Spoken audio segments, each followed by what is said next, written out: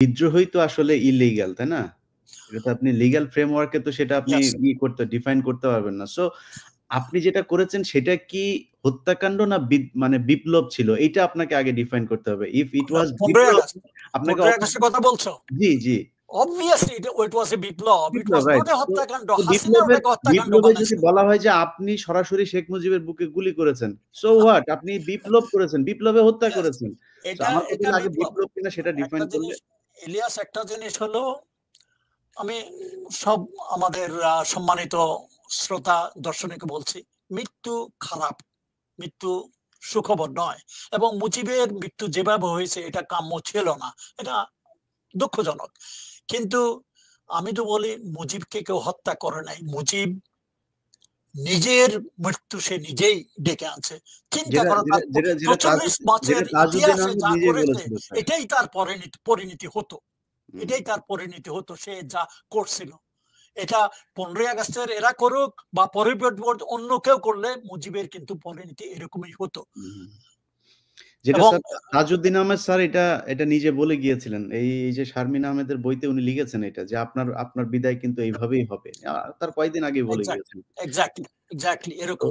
কারণ যেইভাবে দেশটা চলতেছিল, তোমরা তো মানে পড়ে টড়ে হচ্ছে যদি বুঝতে পারো, সেই মুজিবের 44 মাসের রাজত্বে দেশে যেভাবে এইভাবে কিছুতেই চলতে পারে না। একদিন আগে বা পরে এটার একটা ভিড় হতে হতো।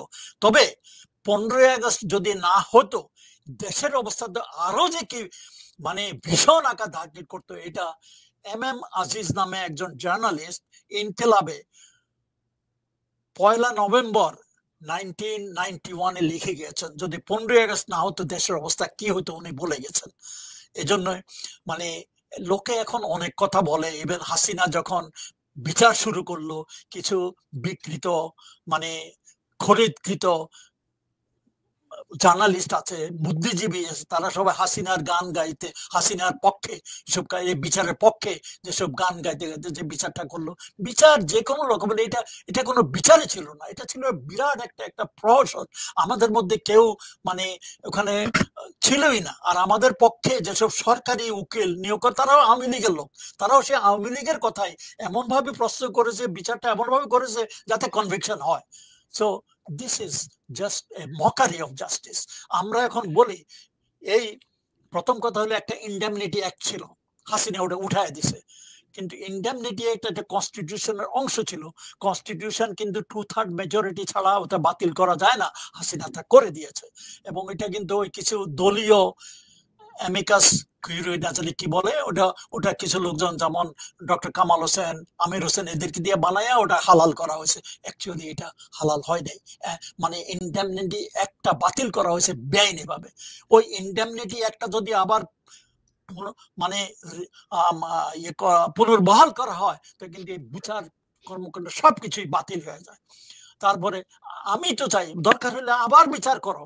এখন বিডিআর এর বিচার যদি আবার হচ্ছে, আমি তো মনে করি বিডিআর এর কমিশন হচ্ছে, ভালো কাজ করছে, অনেক শত শত লোক রিলিজ হয়ে যাচ্ছে। 15 আগস্টের ব্যাপারে আমার একটা করা উচিত।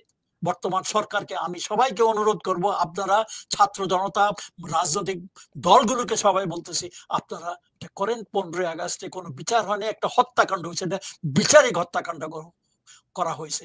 এটাকে আবার পুনরুদ্ধার করতে হবে, আবার এটাকে উঠতে আপনাকে 15 আগস্টটা ইভালুয়েট করতে হবে যে কেন এই যে বিচার কাণ্ডে এত কিছু